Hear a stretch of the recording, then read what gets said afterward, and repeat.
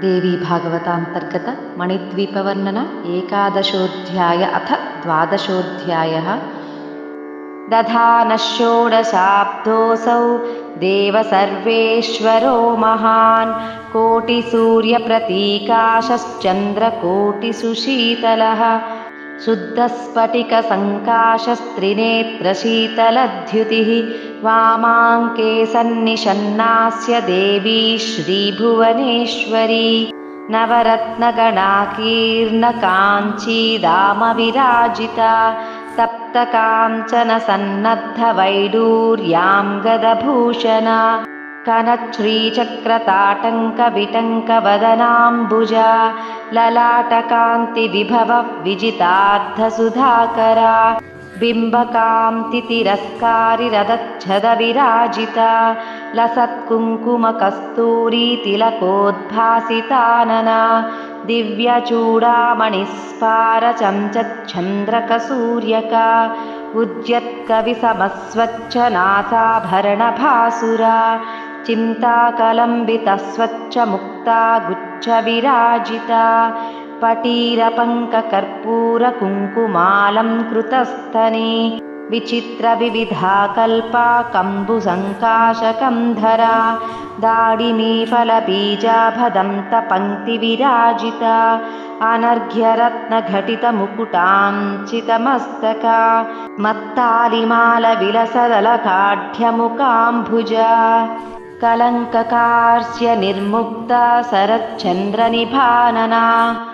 जाह्नवीसलिलावर्तशोभिनाभिविभूषिता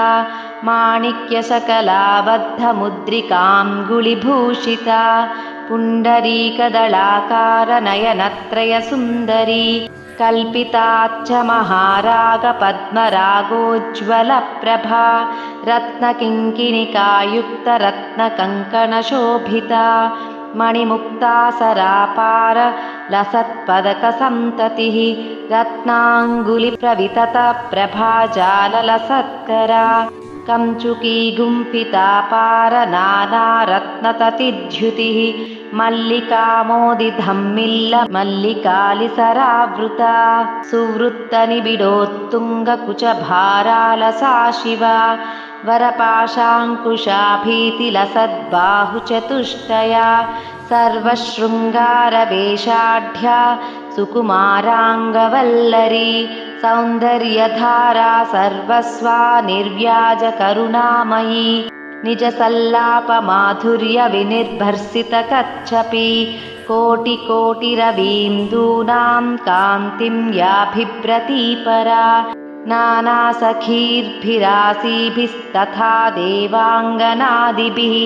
सर्वाभिर्देवताभिस्तु समं तात्परिवेष्टिता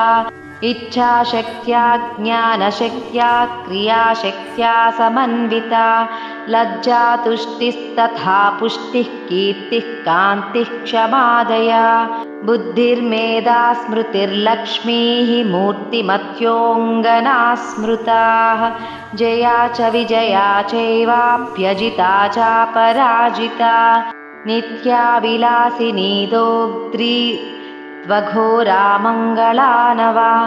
पीठशक्तय एतास्तु सेवन्ते यां पराम्बिकां यस्यास्तु पार्श्वभागेस्थो निधीतौ शङ्खपद्मकौ नवरत्नवहानद्यस्तथा वैकाञ्चनश्रवाः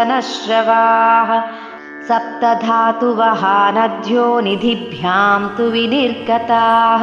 सुधासिन्ध्वन्तगामिन्यस्ताः सर्वान् नृपसत्तम सा देवी भुवनेशानि तद्वामाङ्के विराजते सर्वेषत्वं महेशस्य यत्सङ्गादेव नान्यथा चिन्तामणिगृहस्यास्य प्रमाणं शृणु भूमिप सहस्रयोजनायामं महान्तस्तत्प्रचक्षते।